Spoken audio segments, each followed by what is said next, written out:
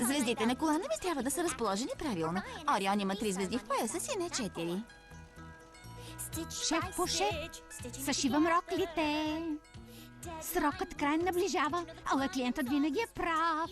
Макар изборът ми съвършен да беше, до вечера ще трябва всичко да довърша. Розовки, крещящ е този цвят. Чакай да го видиш ти на светло.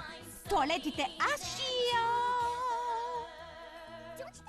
Роклята ми ще е по-хубава в мой стил с близалки. Според мен... А балони? Направи го! Час след час. Промяна след промяна.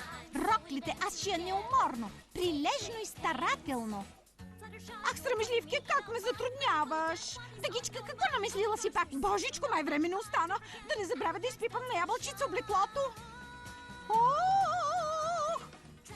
Лесно е да шиеш рокли.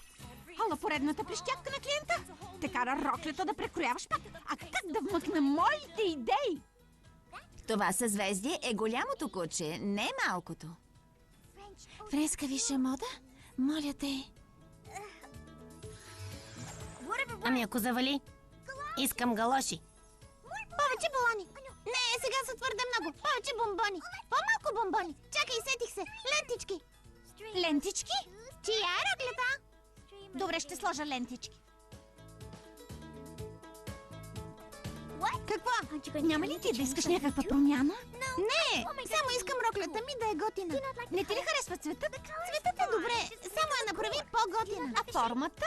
Нищо няма, само че роклята трябва да е по-шикозна. Трябва да е с 20% по-готина. Какво ли искаме и ние, не знаем. Познатото харесвам само. Да има баланс между стил и традиция, за да сме сигурни, че ще изглеждаме добре. Дори ако трябва да импровизираш.